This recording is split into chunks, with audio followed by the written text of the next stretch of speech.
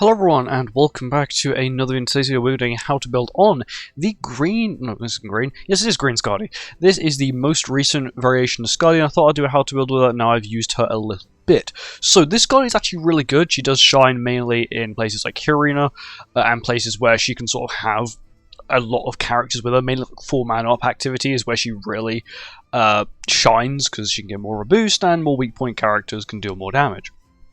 So, onto her stats. So 92% pierce rate, it's actually pretty good for a character of her age. 69% resistance is a little bit on the lower side. 90% crit chance isn't the worst with her passive. 197 crit damage also isn't too bad. 82% crit resistance is on the lower side, but it's definitely not as bad as I have seen it. 120% crit defense is actually really good for a character like her, and 15% lifesteal is also quite good as well. She's also True Awakened, which is the reason why she has 10% damage resistance. Her first skill is a AoE defense lower, being 20%, 30%, and 40% defense-related stats. Multiplier isn't too bad. It doesn't change between 1 and 2, which is a little odd. Maybe like 180, 240, 300 would have been a better play, but okay. A little bit odd, but fair enough. And weak point AoE is just weak point AoE. It's the buffed version, it's not like the so it used to be 85%, then they upped it to actually 90% for every character. I think went up by like 5% for every tier, which isn't too much. But she does thrive off a weak point, and her weak point is actually pretty cool. All her animations are actually really good. A lot better than even some festivals, I would say. Her ultimate is still the same. It's just normal healing ultimate. Doesn't scale with ult level, the healing doesn't scale, just the damage multiplier itself scales, which is pretty good. Honestly, it's pretty good for nowadays ultimates. You know, normally they even like to slide a few things in there, even with newer characters, especially the new blue AM melee we got, that actually wants to be 2/6 as well. Onto a passive, which is huge. For each applicable ally participating in battle, their attack-related stats are increased by 7% and their damage dealt with weak point skills are increased by 20%. That is Ragnarok and Giant allies, which is pretty good. Ragnarok is what I would expect, and Giants is also what I'd expect. You know, nothing out of the ordinary, and she's not really excluding anyone I was expecting. When an applicable ally uses a weak point skill, it ignores 50% of the enemy's crit resistance. So let's just say you're using Brun, let's say her base crit chance is 100% for this thing's sake, and then you add an additional 50% basically because you're ignoring 50% crit resistance. But not only that, if the hero does not have a debuff at the start of the ally's turn, applicable allies have their crit chance increased by 50%. So not only are you ignoring 50% crit resistance, but you also got a 50% crit chance boost, which if you add it up, let's just say you add the 50% crit resistance lower as technically additional crit chance, which is basically what you could see it as. It's about 100% crit chance boost, which is pretty crazy. That doesn't include the 28% you can get from this if it is 4-man up. Of course, if it is 3-man, you can only get 21%, which isn't too bad.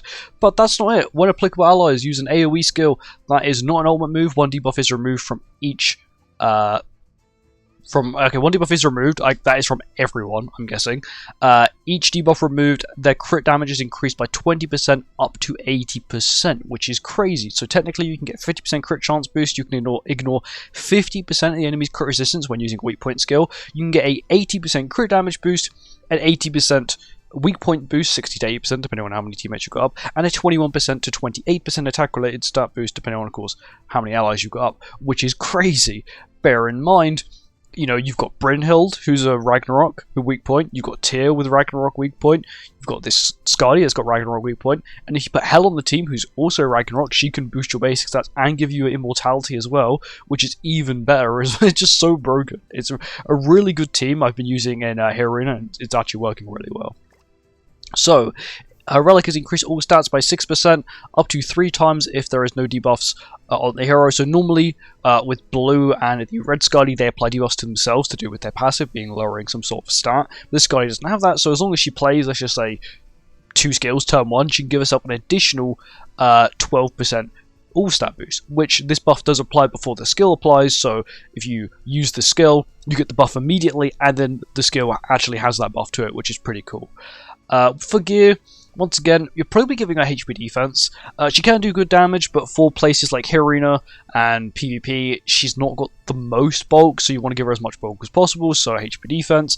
If you are, let's just say, doing some sort of PvE content, let's just say you're doing dogs, where you can get away with actually running her attack defense, which is what I have. I also do have an attack defense set for her, which is why I had on the old red Skadi and blue Skadi, but can also be used on green Skadi as well if you want a little bit extra damage. When it comes to just general outfits, we've been given a lot for free over the time, so of course, because there are 3 variants, there are 6 outfits a minimum. So you've got the SSR variants of all 3 characters and the UR variants of the outfits, so that's already 6, and then of course you've got the Hawk Pass one there as well.